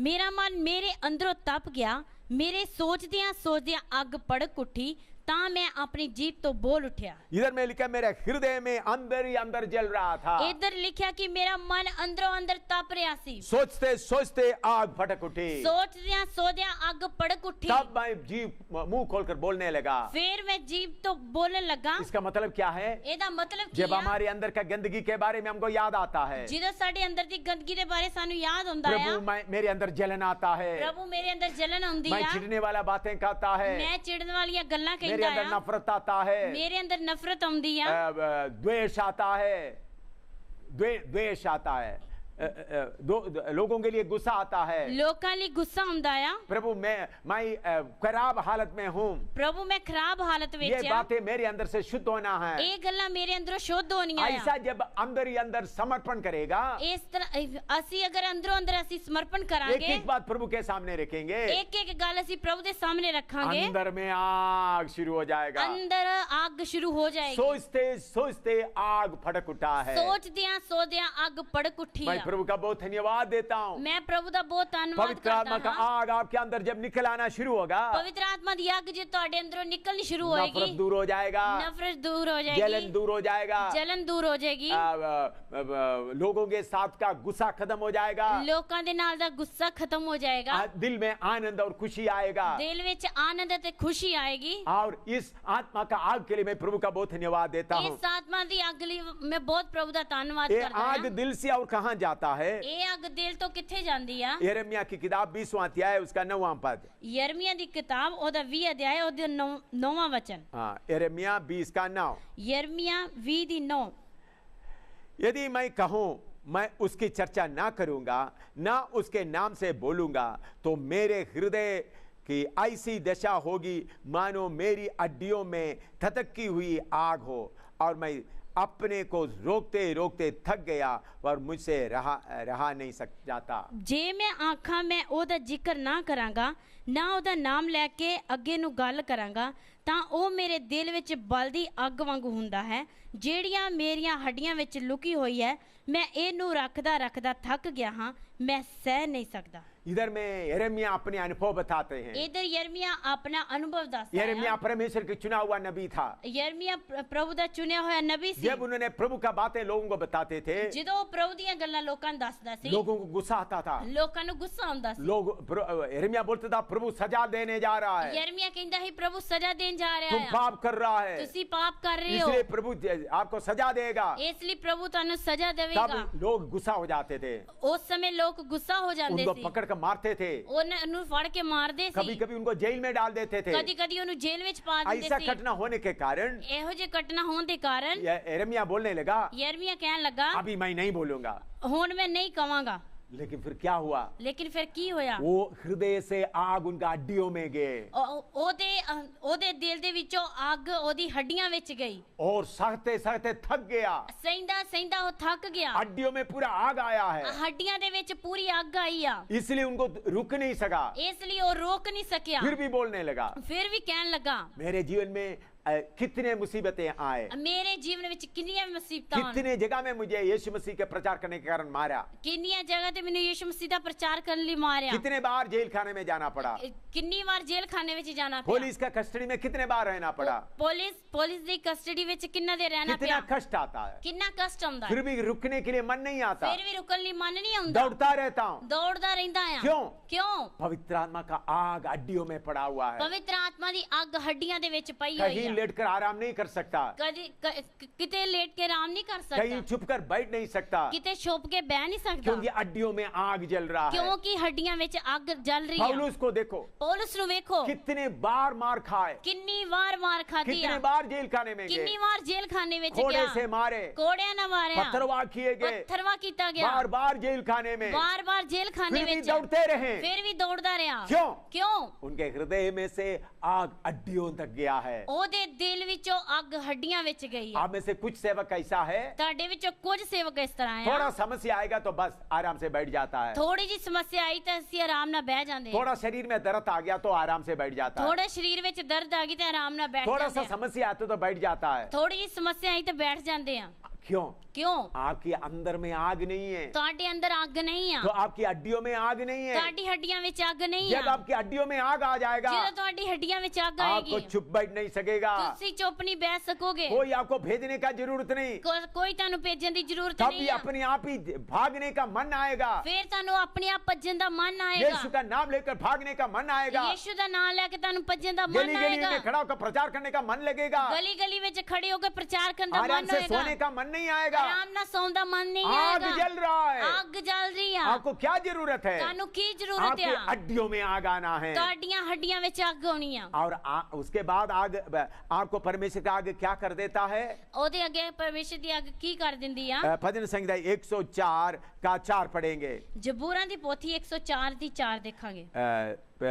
भजन संहिता 104 का 4, ਜ਼ਬੂਰਾਂ ਦੀ ਪੋਥੀ 104 ਦੀ 4। जो पवनों को अपना दूत और तड़कती आग को अपने टहलुए बनाता है। ਤੂੰ ਹਵਾਵਾਂ ਨੂੰ ਆਪਣੇ ਹਲਕਾਰੇ ਅਤੇ ਅੱਗ ਦੀਆਂ ਲਾਟਾਂ ਨੂੰ ਆਪਣੇ ਸੇਵਕ ਬਣਾਉਂਦਾ ਹੈ। हाँ, इधर में तर्जुमा में थोड़ा सा गड़बड़ है, ਇਧਰ ਤਰਜਮਾ ਵਿੱਚ ਥੋੜੀ ਗੜਬੜ ਆ। बाइबल में गड़बड़ी नहीं है, ਬਾਈਬਲ ਵਿੱਚ ਕੋਈ ਗੜਬੜ लेकिन ਨਹੀਂ ਆ, तर्जुमा करने वाला थोड़ा शब्द इधर उधर बना के डाल दिया है। ਪਰ ਤਰਜਮਾ ਕਰਨ ਵਾਲਾ ਇਧਰ ਉਧਰ ਥੋੜਾ ਸ਼ਬਦ ਕਰ ਦਿੱਤਾ ਹੈ। इधर में असली कैसा होना है? ਇਧਰ ਅਸਲੀ ਕਿਸ ਤਰ੍ਹਾਂ ਹੋਣਾ ਆ? अपने सेवकों को धड़कती हुई आग बना देता है। ਆਪਣੀਆਂ ਸੇਵਕਾਂ ਨੂੰ ਅੱਗ ਦੀਆਂ ਲਾਟਾਂ ਬਣਾ ਦਿੰਦਾ ਹੈ। अपने सेवकों को आग का शोला बना देता है। ਆਪਣੇ ਸੇਵਕਾਂ ਨੂੰ ਅੱਗ ਦਾ ਸ਼ੋਲਾ ਬਣਾ ਦਿੰਦਾ ਆ। मैं प्रभु का धन्यवाद देता हूँ। ਮੈਂ ਪ੍ਰਭੂ ਦਾ ਧੰਨਵਾਦ आग ਕਰਦਾ दिल के अंदर में शुरू हो गया, ਹਾਂ। ਅੱਗ ਦਿਲ ਵਿੱਚ ਸ਼ੁਰੂ ਹੋ ਗਈ, फिर हड्डियों तक चले गया, ਫਿਰ ਹੱਡੀਆਂ ਵਿੱਚ फिर ਚਲੀ बाद ਗਈ, में आग का शोला बन गया। ਫਿਰ ਬਾਅਦ ਵਿੱਚ ਅੱਗ ਦਾ ਸ਼ੋਲਾ ਬਣ ਗਿਆ। सब जिधर जिधर आप जाएगा आग लगाएंगे। ਜਿੱਧਰ ਜਿੱਧਰ ਤੁਸੀਂ ਜਾਓਗੇ ਉਧਰ ਅੱਗ ਲਾਓਗੇ। इस पवित्र आत्मा का आग के लिए मैं प्रभु का बहुत धन्यवाद देता ਇਸ हूँ। ਪਵਿੱਤਰ ਆਤਮਾ ਦੀ ਅੱਗ ਲਈ ਮੈਂ ਪ੍ਰਭੂ ਦਾ ਬਹੁਤ ਧੰਨਵਾਦ जिधर ਕਰਦਾ ਹਾਂ। सतावट बढ़ता है, ਜਿੱਧਰ ਸਤਾਵਟ ਵੱਧਦੀ ਆ, मुसीबत बढ़ता है, ਮੁਸੀਬਤ ਵੱਧਦੀ ਆ, प्रभु के लोग आग से शोला बन के जगह जगह आग लगा देता है। ਪ੍ਰਭੂ ਦੇ ਲੋਕ ਅੱਗ ਦੇ ਸ਼ੋਲੇ ਬਣਾ ਕੇ ਜਗ੍ਹਾ ਜਗ੍ਹਾ ਅੱਗ ਲਾ ਦਿੰਦੇ पहले ਆ। सदी में पूरा यरूशलेम में या पूरा फलस्तीन देश में आग लगाया था। पहला सदी में ਪਹਿਲੀ ਸਦੀ ਵਿੱਚ पूरा यरूशलेम में फलस्तीन में आग लगाया था। ਯਰੂਸ਼ਲਮ ਵਿੱਚ ਅਤੇ ਫਲਸਤੀਨ ਵਿੱਚ ਅੱਗ ਲਾਈ। इसलिए उन लोगों के बारे में कहता है, ਇਸ ਲਈ ਉਹਨਾਂ ਲੋਕਾਂ ਦੇ ਬਾਰੇ ਕਹਿੰਦੇ ਆ, दुनिया को उल्टा पुल्टा करने वाला इधर इधर भी आ गया है। ਦੁਨੀਆ ਨੂੰ ਉਲਟਾ ਪੁਲਟਾ ਕਰਨ ਵਾਲੇ ਇੱਧਰ ਵੀ ਆ ਗਏ ਆ। मैं प्रभु का बहुत धन्यवाद देता हूँ। ਮੈਂ ਪ੍ਰਭੂ ਦਾ ਬਹੁਤ ਧੰਨਵਾਦ ਕਰਦਾ तो ਆ। ये आग कैसा काम करता है? ਇਹ ਅੱਗ ਕਿਸ ਤਰ੍ਹਾਂ ਕੰਮ ਕਰਦੀ मिलाप ਆ? वाले तंबू में आग कैसा काम किया उसके बारे में थोड़ा देखते हैं। ਮਿਲਾਪ ਵਾਲੇ ਤੰਬੂ ਵਿੱਚ ਅੱਗ ਕਿਸ ਤਰ੍ਹਾਂ ਕੰਮ ਕੀਤੀ ਉਹਦੇ ਬਾਰੇ ਅਸੀਂ ਦੇਖਾਂਗੇ। लेवी व्यवस्था 9 का 23-24, ਲੇਵੀਆਂ 9 ਦੀ 23 और 24। 23 ਤੇ 24 ਆ। लेवी व्यवस्था 9 का 23 और 24। ਲੇਵੀਆਂ 9 ਦੀ 23 ਤੇ 24 ਆ। तब मूसा और हारून मिलाप वाले तंबू में गए और निकलकर लोगों को आशीर्वाद दिया। तब यहोवा का तेज सारी जनता को दिखाई दिया और यहोवा के सामने से आग निकलती और चर्बी सहित होमबलि को वेदी पर भस्म कर दिया। हाँ, इसे देखकर जनता ने जय जयकार का नारा लगाया और अपने अपने मुंह कर बैल गिर पड़ के दंडवत किया। ਅਤੇ ਮੂਸਾ ਅਤੇ ਹਰੂਨ ਮੰਡਲੀ ਦੇ ਡੇਰੇ ਵਿੱਚ ਗਏ ਅਤੇ ਨਿਕਲ ਕੇ ਲੋਕਾਂ ਨੂੰ ਅਸੀਸ ਦਿੱਤੀ ਅਤੇ ਯਹੋਵਾ ਦੇ ਪ੍ਰਤਾਪ ਦਾ ਦਰਸ਼ਨ ਸਾਰੇ ਲੋਕਾਂ ਨੂੰ ਹੋਇਆ ਅਤੇ ਯਹੋਵਾ ਦੇ ਅੱਗੋਂ ਇੱਕ ਅੱਗ ਨੇ ਨਿਕਲ ਕੇ ਉਸ ਹੋਮ ਦੀ ਪੇਟ ਅਤੇ ਚਰਬੀ ਨੂੰ ਜੋ ਜਗਵੇਦੀ ਉੱਤੇ ਸੀ ਭਸਮ ਕਰ ਸੁੱਟਿਆ। जहाँ सारे लोगों ने डिठा था हाका मार के मुंह परने डिगे। इधर में मिलाप वाले तंबू में प्रभु का कार्य कैसा हुआ है? इधर मिलाप वाले तंबू विच परमेश्वर दा काम किस तरह होया ओदे बारे लिखा। परमेश्वर ने मूसा को कहा, परमेश्वर ने मूसा नु आख्या, मुझे बसने के लिए रहने के लिए एक मिलाप वाला तंबू बनाओ, मेरे लिए एक निवास स्थान बना। उस मिलाप वाले तंबू में 3 स्थान था। उस मिलाप वाले तंबू विच 3 स्थान सी। बाहर में आंगन, बाहर आंगन, वो खुला जगह में था, चारों तरफ पर्दा था। वो खुली जगह विच ही चारों तरफ पर्दा सी। उधर में वेदी था जिधर में बलि चढ़ाते थे। उधर वेदी सी जिथे बलि चढ़ाਉਂਦੇ ਸੀ। उधर उसके बाद ओदी था। ओदे तो बाद हौदी सी। और उसके बाद पवित्र स्थान। ओदे तो बाद पवित्र स्थान। वो तंबू के अंदर का एक जगह है। वो तंबू दे अंदर दी एक जगह आ। उधर में भेंट की मेज था। उधर पेंट दी मेज सी। और दीवट था। अते दीवा सी। और धूप भीड़ था। अते धूपदान सी। और उसके बाद एक पर्दा था। उस तो बाद एक पर्दा सी। फिर परम पवित्र स्थान। फिर परम पवित्र स्थान। परम पवित्र स्थान में सिर्फ एक ही चीज था, संदूक। परम पवित्र स्थान में सिर्फ एक चीज सी, वो है संदूक। परम पवित्र स्थान में कोई कभी नहीं जाते थे। परम पवित्र स्थान में कोई कदे नहीं जाता सी। एक साल में एक बार महायाजक जाते थे। साल में एक बारी महायाजक जाता सी। उस समय में जाते वक्त एक हाथ में खून रहता है, दूसरे हाथ में धूप रहता था। उस समय याजक के हाथ में एक हाथ में धूप था और दूसरे हाथ में खून। हाँ, तो उनके कमर में सोने का रस्सी बांधे हुए थे। ओदे लक ते सोने दी रस्सी बनी हुंदी थी। क्यों? अगर वो अंदर मरकर गिर पड़ा तो, अगर वो अंदर डिग के मर गया था, कोई अंदर जाकर नहीं ले सकता। कोई अंदर जाके उन्हें लेके नहीं आएगा। पीछे खींच के निकालता था। पिछों खींच के काट दे। इसलिए परम पवित्र स्थान में कोई नहीं जाते थे। इसलिए परम पवित्र स्थान में कोई नहीं जाता। इधर में मूसा और आरोन प्रार्थना करने के बाहर निकला तो क्या हुआ? इधर मूसा ते हारून प्रार्थना करने तो बाद की होया? परमेश्वर का महिमा तंबू में आकर भर गया। परमेश्वर दा प्रताप तंबू दे उत्ते आके भर गया। परम पवित्र स्थान में पूरा महिमा भर गया। परम पवित्र स्थान में पूरा परमेश्वर दा प्रताप आ गया। ऐसा जब लोग देख रहे थे, इस तरह जो लोग देख रहे थे, परम पवित्र स्थान से आग निकलकर वेदी में जो बलि रखा था उसको जला दिया। परम पवित्र स्थान तो आग निकल के बाहर वेदी ते जो बलि सी ओनु साड़ देता। वो बलि बाहर आंगन में रखे हुए थे। वो बलि बाहर आंगन विच रखी सी। वेदी में तैयार करके रखे थे। वेदी ते तैयार करके रखी सी। एकदम परम पवित्र स्थान से आग निकलकर उस वेदी के ऊपर रखा हुआ आग को बलि को जला दिया है। परम पवित्र विचों आग निकल के जो बलि रखी सी उसनु साड़ देता। ऊपर से महिमा आया, ऊपरों प्रताप आया। वो तंबू कपड़े से बनाया हुआ है। वो जो तंबू कपड़े तो बनाया है, वो उसको नहीं जलाया, उसने नहीं साड़िया। वो महिमा उसको नहीं जलाया, वो प्रताप ने उन्होंने नहीं साड़िया, बल्कि परम पवित्र स्थान से आग जाकर वेदी पर जो चीज रखा था उसको जलाया गया। पर परम पवित्र स्थान चो आग निकल के जो वेदी दे उत्ते बलि रखी सी उन्हों साड़िया है। इसका अर्थ क्या है? एदा अर्थ परमेश्वर का महिमा में आग भी है। परमेश्वर दी महिमा विच आग भी है। पवित्र आत्मा में आग भी है। पवित्र आत्मा विच आग भी है। वो आग हमारे अंदर जलना है। वो आग साडे विच जलनी है। हमारे अंदर भी 3 स्थान है। साडे अंदर भी 3 स्थान है। पहला कोरिन्थी 6 का 19 और 20। पहला कुरिन्थियां 6 दी 19 ते 20। पहला कोरिन्थी 6 का 19 और 20। पहला कुरिन्थियां 6 दी 19 ते 20। क्या तुम नहीं जानते कि तुम्हारी देह पवित्र आत्मा का मंदिर है जो तुम्हें बसा हुआ है और तुम्हें परमेश्वर की ओर से मिला है और तुम अपने नहीं हो क्योंकि दाम देकर मोल लिए गए हो, इसलिए अपनी देह के द्वारा परमेश्वर की महिमा करो। अथवा की तुसी ये नहीं जानते पई ਤੁਹਾਡੀ ਦੇਹ ਤੁਹਾਡੇ ਅੰਦਰ ਪਵਿੱਤਰ ਆਤਮਾ ਦੀ ਹੈਕਲ ਹੈ ਜਿਹੜੀ ਤੁਹਾਨੂੰ ਪਰਮੇਸ਼ਰ ਦੀ ਵੱਲੋਂ ਮਿਲੀ ਹੈ ਅਤੇ ਤੁਸੀਂ ਆਪਣੇ ਆਪ ਦੇ ਨਹੀਂ ਹੋ, ਤੁਸੀਂ ਤਾਂ ਮੁੱਲ ਨਾਲ ਲਏ ਹੋਏ ਹੋ, ਇਸ ਲਈ ਆਪਣੀ ਦੇਹੀ ਨਾਲ ਪਰਮੇਸ਼ਰ ਦੀ ਵਡਿਆਈ ਕਰੋ। इधर में प्रभु के वचन कहता है ਇਧਰ ਪ੍ਰਭੂ ਦਾ ਵਚਨ ਕਹਿੰਦਾ ਆ तुम्हारा शरीर परमेश्वर का मंदिर है। ਤੁਹਾਡਾ ਸਰੀਰ ਪਰਮੇਸ਼ਰ ਦੀ ਹੈਕਲ ਆ। हम जब अपना शरीर के बारे में सीखते हैं, ਅਸੀਂ ਜਦੋਂ ਆਪਣੇ ਸਰੀਰ ਦੇ ਬਾਰੇ ਸਿੱਖਦੇ ਆ, हमको आत्मा प्राण और शरीर है। ਸਾਨੂੰ ਆਤਮਾ ਪ੍ਰਾਣ ਸਰੀਰ ਆ। हमारा आत्मा में परमेश्वर का महिमा आता है ਸਾਡੇ ਆਤਮਾ ਵਿੱਚ ਪਰਮੇਸ਼ਰ ਦਾ ਪ੍ਰਤਾਪ ਹੁੰਦਾ ਆ। और उसके बाद पवित्र आत्मा का आग हमारा प्राण में और शरीर में जलना है। ਉਸ ਤੋਂ ਬਾਅਦ ਪਵਿੱਤਰ ਆਤਮਾ ਦੀ ਅੱਗ ਸਾਡੇ ਪ੍ਰਾਣ ਅਤੇ ਸਰੀਰ ਵਿੱਚ ਜਲਣੀ ਆ। इसलिए हमारा शरीर पवित्र आत्मा का मंदिर है करके इधर लिखा गया है। ਇਸ ਲਈ ਇਧਰ ਪਵਿੱਤਰ ਸਾਡਾ ਸਰੀਰ ਪਵਿੱਤਰ ਆਤਮਾ ਦੀ ਹੈਕਲ ਕਰਕੇ ਲਿਖਿਆ ਗਿਆ इसलिए ਹੈ। हमारे शरीर को समर्पण करना है। ਇਸ ਲਈ ਸਾਡੇ ਸਰੀਰਾਂ ਨੂੰ ਸਮਰਪਣ ਕਰਨਾ ਹੈ। रोमियों की पत्री 12 अध्याय में लिखा है, ਰੋਮੀਆਂ ਦੀ ਪਤਰੀ 12 ਅਧਿਆय ਵਿੱਚ ਲਿਖਿਆ रोमी ਹੈ। 12 का 1 और 2। ਰੋਮੀਆਂ 12 ਦੀ 1 ਅਤੇ 2 ਹੈ। इसलिए ये भाइयों, मैं तुमसे परमेश्वर की दया स्मरण दिलाकर विनती करता हूं कि अपने शरीरों को जीवित और पवित्र और परमेश्वर की भावता हुआ बलिदान करके चढ़ाओ, यही तुम्हारा आत्मिक सेवा है। इस संसार के सदृश ना बनो, परंतु तुम्हारे मन के नए हो जाने से तुम्हारा चाल चलन भी बदलता जाए, जिससे तुम परमेश्वर की भली और भावती और सिद्ध इच्छा अनुभव से मालूम करते रहो। ਸੋ हे ਪ੍ਰਭੂ, ਮੈਂ ਪਰਮੇਸ਼ਰ ਦੀਆਂ ਰਹਿਮਤਾਂ ਦੀ ਖਾਤਰ ਤੁਹਾਡੇ ਅੱਗੇ ਬੇਨਤੀ ਕਰਦਾ ਹਾਂ, ਭਈ ਤੁਸੀਂ ਆਪਣੀਆਂ ਦੇਹਾਂ ਨੂੰ ਜਿਉਂਦਾ ਅਤੇ ਪਵਿੱਤਰ ਅਤੇ ਪਰਮੇਸ਼ਰ ਨੂੰ ਪਾਉਂਦਾ ਬਲੀਦਾਨ ਕਰਕੇ ਚੜਾਓ। ਇਹ ਤੁਹਾਡੀ ਰੂਹਾਨੀ ਬੰਦਗੀ ਹੈ ਅਤੇ ਇਸ ਯੁੱਗ ਦੇ ਰੂਪ ਜਿਹੇ ਨਾ ਬਣੋ, ਸਗੋਂ ਆਪਣੀ ਬੁੱਧੀ ਦੇ ਨਵੇਂ ਹੋਣ ਕਰਕੇ ਹੋਰ ਸਰੂਪ ਵਿੱਚ ਬਦਲਦੇ ਜਾਓ, ਤਾਂ ਜੋ ਤੁਸੀਂ ਸਿਆਣ ਲਵੋ ਪਈ ਪਰਮੇਸ਼ਰ ਦੀ ਚੰਗੀ ਅਤੇ ਮਨ ਪਾਉਂਦੀ ਅਤੇ ਪੂਰੀ ਇੱਛਾ ਕੀ ਹੈ।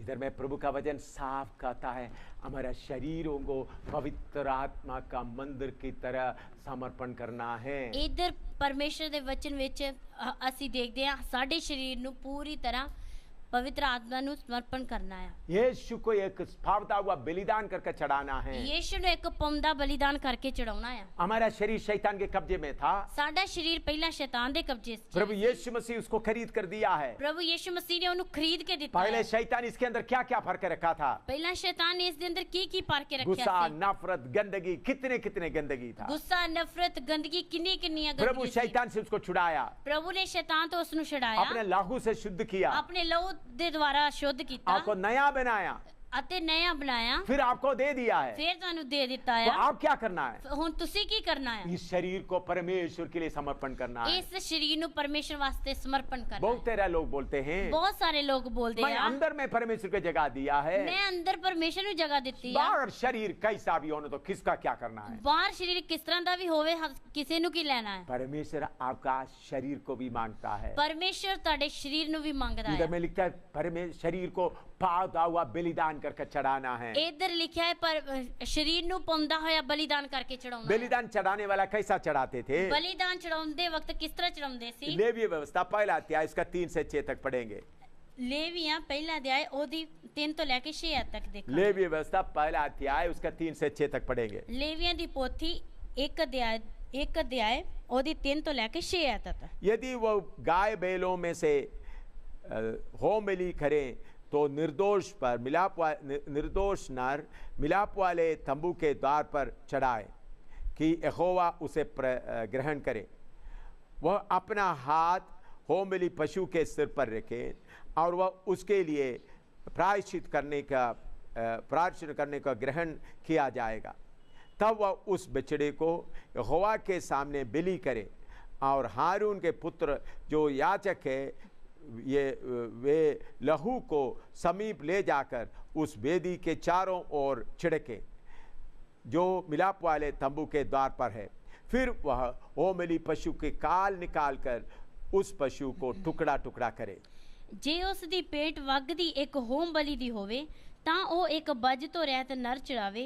ਉਹ ਯਹੋਵਾ ਦੇ ਅੱਗੇ ਮੰਡਲੀ ਦੇ ਡੇਰੇ ਦੇ ਦਰਵਾਜ਼ੇ ਦੇ ਕੋਲ ਉਹਨੂੰ ਚੜਾਵੇ, ਭਈ ਉਹ ਯਹੋਵਾ ਦੇ ਅੱਗੇ ਕਬੂਲ ਹੋਵੇ ਅਤੇ ਉਹ ਆਪਣਾ ਹੱਥ ਉਸ ਹੋਮ ਬਲੀ ਦੇ ਸਿਰ ਉੱਤੇ ਰੱਖੇ ਅਤੇ ਉਹ ਉਸ ਦਾ ਪ੍ਰਾਸ਼ਚਿਤ ਕਰਨ ਲਈ ਉਸ ਦੇ ਕੋਲੋਂ ਮੰਨਿਆ ਜਾਏ ਅਤੇ ਉਹ ਯਹੋਵਾ ਦੇ ਅੱਗੇ ਉਸ ਬਲਦ ਨੂੰ ਕੱਟੇ ਅਤੇ ਯਾਜਕ ਹਰੂਨ ਦੇ ਪੁੱਤਰ ਉਸ ਦਾ ਲਹੂ ਲਿਆ ਕੇ ਉਸ ਜਗਵੇਦੀ ਦੇ ਉੱਤੇ ਜੋ ਮੰਡਲੀ ਦੇ ਡੇਰੇ ਦੇ ਦਰਵਾਜ਼ੇ ਕੋਲ ਹੈ ਚੁਫੇਰੇ ਛਿੜਕਣ ਅਤੇ ਉਹ ਉਸ ਹੋਮ ਬਲੀ ਦੀ ਖਲ ਉਧੇੜੇ ਉਧੇੜ ਲਵੇ ਔਰ ਉਸ ਨੂੰ ਟੋਟੇ ਟੋਟੇ ਕਰੇ। इधर में परमेश्वर के सामने बलि चढ़ाने के लिए लिखा है। ਇਧਰ ਪਰਮੇਸ਼ਰ ਦੇ ਸਾਹਮਣੇ ਬਲੀ ਚੜਾਉਣ ਦੇ ਬਾਰੇ ਲਿਖਿਆ ਆ।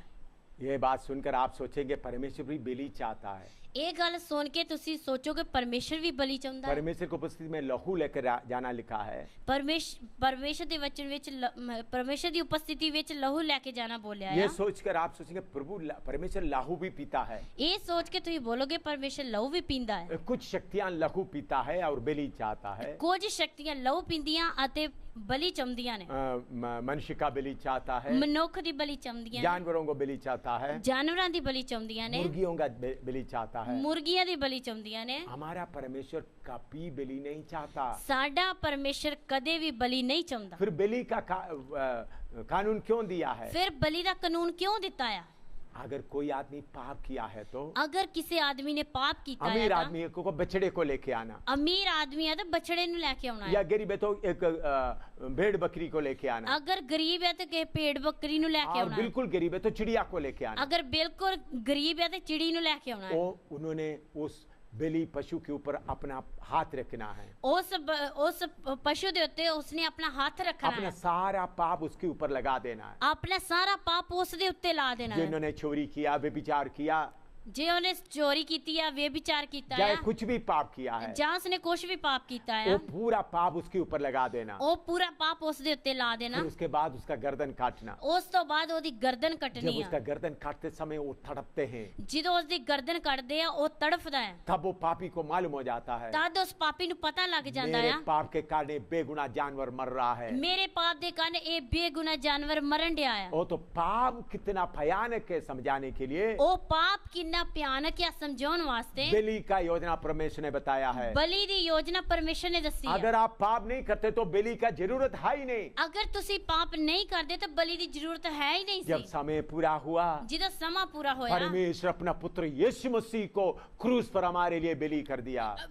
ਪਰਮੇਸ਼ਰ ਨੇ ਆਪਣੇ ਪੁੱਤਰ ਪ੍ਰਭੂ ਯੀਸ਼ੂ ਮਸੀਹ ਨੂੰ ਸਾਡੇ ਲਈ ਕਰੂਸ ਦੇ ਉੱਤੇ ਬਲੀ ਕਰ ਦਿੱਤਾ। तो क्रूस के ऊपर अपना पुत्र यीशु मसीह को बलि चढ़ाया। ਕਰੂਸ ਦੇ ਉੱਤੇ ਆਪਣੇ ਪੁੱਤਰ ਪ੍ਰਭੂ ਯੀਸ਼ੂ ਮਸੀਹ ਨੂੰ ਸਾਡੇ ਲਈ ਬਲੀ ਕਰ ਦਿੱਤਾ अभी ਹੈ। मैं पाप करने से ਹੁਣ ਮੈਂ ਪਾਪ ਕਰਨ ਤੇ बलि चढ़ाने का जरूरत नहीं। ਬਲੀ ਚੜਾਉਣ ਦੀ ਜ਼ਰੂਰਤ ਨਹੀਂ ਹੈ। यीशु के लहू के द्वारा मैं शुद्ध हो जाता हूँ। ਯੀਸ਼ੂ ਮਸੀਹ ਦੇ ਲਹੂ ਦੇ ਦੁਆਰਾ ਮੈਂ ਸ਼ੁੱਧ ਹੋ ਜਾਂਦਾ ਹਾਂ। इधर में बलि चढ़ाने का विधि बताया है। ਇਧਰ ਬਲੀ ਚੜਾਉਣ ਦੀ ਵਿਧੀ ਦੱਸੀ ਆ। उन्होंने बलि पशु को मारना है, ਉਸਨੇ ਬਲੀ ਪਸ਼ੂ ਨੂੰ ਮਾਰਨਾ ਆ। उसके बाद उसका खाल उतारना है, ਉਸ ਤੋਂ ਬਾਅਦ ਉਹਦੀ ਖੱਲ ਉਧੇੜਨੀ ਆ। उसका चमड़ा पूरा उतारना है। ਉਹਦਾ ਚਮੜਾ ਪੂਰਾ ਲਾਉਣਾ ਆ। आपको मालूम है उत्तर भारत में जगह जगह में भेड़ बकरी मीट का दुकान में भेड़ बकरी को बेचते हैं, ਤੁਹਾਨੂੰ ਪਤਾ मांस बेचते हैं। ਤੁਹਾਨੂੰ ਪਤਾ ਉੱਤਰ ਭਾਰਤ ਵਿੱਚ ਮੀਟ ਵੇਚਣ ਵਾਲੀਆਂ ਦੁਕਾਨਾਂ ਤੇ ਜਗ੍ਹਾ ਜਗ੍ਹਾ ਅਲੱਗ-ਅਲੱਗ ਪੇੜ ਬੱਕਰੀਆਂ ਦਾ ਮੀਟ ਰੱਖਿਆ ਹੁੰਦਾ ਹੈ। हाँ, उधर में उन लोग भेड़ू को बकरी को बकरे को पूरा काल उतार कर लटका देता है। ਉਸ ਜਗ੍ਹਾ ਤੇ ਪੇੜ ਬੱਕਰੀ ਦੀ ਖੱਲ ਲਾ ਕੇ ਉਧੇੜ ਕੇ ਉਹਨੂੰ ਲਟਕਾ ਦਿੰਦੇ ਆ। 5-6 भेड़ बकरी भेड़ू सब लटकाया गया है। 5-6 ਪੇੜ ਬੱਕਰੀਆਂ ਨੂੰ ਲਟਕਾਇਆ ਹੁੰਦਾ ਆ। आप जाकर बोलते मुझे भेड़ू का मीट चाहिए, ਤੁਸੀਂ ਬੋਲਦੇ ਮੈਨੂੰ ਪੇੜ ਦਾ ਮੀਟ ਚਾਹੀਦਾ ਵਾ। तो सब 5-6 ऐसा लाल लाल दिखाई देता, सारे चमड़ा उतारा है। ਤੁਹਾਨੂੰ ਲਾਲ ਲਾਲ ਦਿਖਾਈ ਦਿੰਦਾ, ਸਾਰਿਆਂ ਦਾ ਚਮੜਾ ਲਾਇਆ ਆ। तो उन्होंने एकदम भेड़ू का मीट निकालता है। ਉਹ ਇੱਕਦਮ ਪੇੜ ਦਾ ਮੀਟ ਕੱਢਦਾ ਆ। आप उनसे पूछिए कैसा आपको ये पहचान होता है। ਤੁਸੀਂ ਉਹਨੂੰ ਪੁੱਛੀਏ ਕਿ ਤੁਹਾਨੂੰ ਕਿਸ ਤਰ੍ਹਾਂ ਇਹਦੀ ਪਹਿਚਾਣ वो ਹੁੰਦੀ ਆ। घुमा कर उसका पूंछ दिखाएगा। ਉਹ ਘੁਮਾ ਕੇ ਉਹਦੀ ਪੂਛ ਦੱਸੇਗਾ। पूंछ का काल नहीं उतारते। ਪੂਛ ਦੀ ਖੱਲ ਨਹੀਂ ਲਾਉਂਦੇ ਵੀ। क्यों? ਕਿਉਂ? पहचान के लिए रखा है। ਪਹਿਚਾਣ ਵਾਸਤੇ ਰੱਖੀ ਆ। अगर वो पूंछ का काल नहीं तो पहचान नहीं होता। ਅਗਰ ਉਹ ਪੂਛ ਦੀ ਖੱਲ ਨਹੀਂ ਹੈ ਤੇ ਪਹਿਚਾਣ ਨਹੀਂ ਹੋਏਗੀ। लेकिन परमेश्वर के पास आप आते समय में ਲੇਕਿਨ ਪਰਮੇਸ਼ਰ ਦੇ ਕੋਲ ਆਉਂਦੇ ਸਮੇਂ आपका पूंछ का काल भी उतारना है, ਤੁਹਾਡੀ ਪੂਛ ਦੀ ਖੱਲ ਵੀ ਲਾਉਣੀ ਆ। आपका बड़ापन का काल भी उतारना है, ਤੁਹਾਡੇ ਵੱਡੇਪਨ ਦੀ ਖੱਲ ਵੀ ਲਾਉਣੀ ਆ। पूरे काल उतारना है। ਉਹ ਸਾਰੀ ਖੱਲ ਲਾਉਣੀ ਆ। आपको मालूम है अब्राहम जब बलि चढ़ाया, ਤੁਹਾਨੂੰ ਪਤਾ ਜਦੋਂ ਅਬਰਾहम ਨੇ ਬਲੀ ਕੀਤੀ, परमेश्वर के सामने हमने बलि रखा है। ਪਰਮੇਸ਼ਰ ਦੇ ਸਾਹਮਣੇ ਉਸਨੇ ਬਲੀ ਰੱਖੀ ਆ। बछड़े को काट कर उसके अंदर का गंदगी निकाल कर अलग अलग रख दिया। बछड़े ਨੂੰ ਚੀਰ ਕੇ ਉਹਦੇ ਅੰਦਰ ਦੀ ਗੰਦਗੀ ਕੱਢ ਕੇ ਵੱਖਰਾ ਰੱਖ ਦਿੱਤਾ। दो पीस करके अलग अलग रख दिया। ਦੋ ਪੀਸ ਕਰਕੇ ਰੱਖ ਦਿੱਤੇ। और उसका बकरे को भी काट कर ऐसा कर दिया। ਬੱਕਰੇ ਨੂੰ ਵੀ ਕੱਟ ਕੇ ਉਹਦੀ ਗੰਦਗੀ ਕੱਢਤੀ। आखिर में आकर छोटा सा चिड़िया था, उसको काटा नहीं। ਆਖਰ ਵਿੱਚ ਛੋਟੀ ਛੋਟੀਆਂ ਚਿੜੀਆਂ ਸੀ ਉਹਨਾਂ ਨੂੰ ਨਹੀਂ ਸੀ ਕੱਟਿਆ, उनके अंदर का गंदगी नहीं निकाला। ਉਹਨਾਂ ਦੇ ਅੰਦਰ ਦੀ ਗੰਦਗੀ ਨਹੀਂ ਸੀ जब ਕੱਢੀ। शाम के समय आ गया, ਜਦੋਂ ਸ਼ਾਮ ਦਾ ਸਮਾਂ ਆ ਗਿਆ, आग के जगह में अंधेरा आ गया, ਅੱਗ ਦੀ ਜਗ੍ਹਾ ਹਨੇਰਾ ਆ ਗਿਆ। तब प्रभु ने बोला है, तद परमेश्वर ने आख्या है, तेरे लोग 400 साल गुलामी में रहेंगे। तेरे लोग 400 साल गुलामी विच रहणगे। कारण क्या है? कारण की आ? अब्राहम ने सोचा छोटा चिड़ियों को क्यों काटूं? अब्राहम ने सोचा छोटियां चिड़ियां नु क्यों कटा? उनके अंदर का गंदगी इतना छोटी सी है। ਉਹਨਾਂ ਦੇ ਅੰਦਰ ਦੀ ਗੰਦਗੀ ਛੋਟੀ ਜੀ ਆ। मेरे प्यारों, हम कौन सा परमेश्वर का सेवा करता है? ਮੇਰੇ ਪਿਆਰਿਓ, ਅਸੀਂ ਕਿਹੜੇ ਪਰਮੇਸ਼ਰ ਦੀ ਸੇਵਾ ਕਰਦੇ ਹਾਂ? सर्वशक्तिमान परमेश्वर का सेवा कर रहा है। सर्वशक्तिमान परमेश्वर ਦੀ ਸੇਵਾ ਕਰਦੇ उन्होंने ਹਾਂ। छोटी बात को भी सह नहीं सकता, ਉਹ ਛੋਟੀ ਜਿਹੀ ਗੱਲ ਨੂੰ ਵੀ ਸਹਿ ਨਹੀਂ ਸਕਦਾ। इसलिए हम पूरा काल उतारना है। ਇਸ ਲਈ ਅਸੀਂ ਪੂਰੀ ਖਲ ਲਾਉਣੀ ਆ, अपना बड़ापन का काल उतारना है। ਆਪਣੇ ਵੱਡੇਪਨ ਦੀ ਖਲ ਲਾਉਣੀ ਆ। मैं फलाना खानदान का हूं, मैं फलाना फलाना, वो सब उतारना है। ਮੈਂ ਫਲਾਣੇ ਖਾਨਦਾਨ ਦਾ ਆ, ਫਲਾਣੇ ਖਾਨਦਾਨ ਦਾ, ਇਹ ਸਾਰੀਆਂ ਗੱਲਾਂ ਲਾਉਣੀਆਂ ਆ। तब आग उतर आएगा। ਫੇਰ ਅੱਗ ਉੱਤਰ फिर ਆਵੇਗੀ। उसको टुकड़ा टुकड़ा, काल उतारने के बाद टुकड़ा टुकड़ा करना है। ਖਲ ਲਾਉਣ ਦੇ ਬਾਅਦ ਉਹਨੂੰ ਟੋਟੇ ਟੋਟੇ ਕਰਨਾ ਆ। कुछ लोग प्रभु के सामने अपने आप समर्पण करता है। ਕੁਝ ਲੋਕ ਪ੍ਰਭੂ ਦੇ ਸਾਹਮਣੇ ਆਪਣੇ ਆਪ मैं ਸਮਰਪਣ पूरा ਕਰਦੇ समर्पण ਆ। करता हूँ, ਮੈਂ ਪੂਰਾ ਸਮਰਪਣ ਕਰਦਾ लेकिन ਹਾਂ, थोड़ी देर के बाद पूरा निकल जाता है। ਪਰ ਥੋੜੀ ਦੇਰ ਦੇ ਬਾਅਦ ਪੂਰਾ ਹੀ ਨਿਕਲ ਜਾਂਦਾ ਹੈ। टुकड़ा टुकड़ा करके रखना है। ਟੋਟੇ ਟੋਟੇ ਕਰਕੇ ਰੱਖਣਾ ਆ। मैं प्रभु का बहुत धन्यवाद देता हूँ। ਮੈਂ ਪ੍ਰਭੂ ਦਾ ਬਹੁਤ ਧੰਨਵਾਦ पवित्र ਕਰਦਾ ਹਾਂ। आत्मा में आग है। ਪਵਿੱਤਰ ਆਤਮਾ ਵਿੱਚ ਆ ਗਿਆ। वो आग किसको मिलेगा? ਉਹ ਅੱਗ ਕਿਹਨੂੰ ਮਿਲੇਗੀ? जिन्होंने पूरा अपने आप को समर्पण करते हैं, ਜਿਸ ਨੇ ਪੂਰਾ ਆਪਣੇ ਆਪ ਨੂੰ ਸਮਰਪਣ ਕੀਤਾ जिन्होंने ਹੈ। पूरे अपने शरीर को समर्पण करते ਜੋ हैं। ਲੋਕ ਆਪਣੇ ਸਰੀਰ ਨੂੰ ਪੂਰਾ ਸਮਰਪਣ तब ਕਰਦੇ क्या ਆ, होगा? ਫਿਰ ਕੀ ਹੋਵੇਗਾ? आग पहले आत्मा में आए, हृदय में आएगा, ਅੱਗ ਪਹਿਲਾਂ ਦਿਲ ਵਿੱਚ ਆਏਗੀ, फिर उसको हड्डियों में जाएगा, ਫਿਰ हड्डियां ਵਿੱਚ जाएगी, फिर आग को आग का शोला बनाएगा। ਫਿਰ ਅੱਗ ਦਾ ਸ਼ੋਲਾ ਬਣੇਗਾ। वो पवित्र आत्मा में आग है। ਉਹ ਪਵਿੱਤਰ ਆਤਮਾ ਵਿੱਚ ਅੱਗ ਆ। आपके लिए पवित्र आत्मा का आग इंतजार कर रहा है। ਤੁਹਾਡੇ ਲਈ ਪਵਿੱਤਰ ਆਤਮਾ ਦੀ ਅੱਗ ਇੰਤਜ਼ਾਰ ਕਰ वो ਰਹੀ ਆ। आग आपको शुद्ध करेगा। ਉਹ ਅੱਗ ਤੁਹਾਨੂੰ ਸ਼ੁੱਧ ਕਰੇਗੀ। आइए हम प्रार्थना करें, आइए ਅਸੀਂ प्रार्थना करिए, सिर झुकाए हम प्रार्थना करें। सिर झुकाइए, प्रार्थना करिए। परमेश्वर तेरा वचन के लिए धन्यवाद हो। परमेश्वर तेरे वचन ਲਈ ਧੰਨਵਾਦ ਆ। पवित्र आत्मा का आग सबको पाने के लिए तैयार कर। ਪਵਿੱਤਰ ਆਤਮਾ ਦੀ ਅੱਗ ਪਾਉਣ ਲਈ ਸਾਰਿਆਂ ਨੂੰ ਤਿਆਰ ਕਰ। प्रभु पवित्र आत्मा का आग ही हमको शुद्ध कर सकता है। ਪ੍ਰਭੂ ਪਵਿੱਤਰ ਆਤਮਾ ਦੀ ਅੱਗ ਹੀ ਸਾਨੂੰ ਸ਼ੁੱਧ ਕਰ ਸਕਦੀ ਹੈ। प्रभु तेरे आत्मा का आग पाने के लिए सबको तैयार कर। ਪ੍ਰਭੂ ਤੇਰੇ ਆਤਮਾ ਦੀ ਅੱਗ ਪਾਉਣ ਵਾਸਤੇ ਸਭ ਨੂੰ ਤਿਆਰ ਕਰ। प्रभु यीशु मसीह के पवित्र नाम से मांगते ਪ੍ਰਭੂ हैं, ਯੀਸ਼ੂ ਮਸੀਹ ਦੇ ਨਾਮ ਵਿੱਚ ਮੰਗਦੇ ਹਾਂ। आमीन। आमीन। इसके बाद पवित्र आत्मा का आग के बाद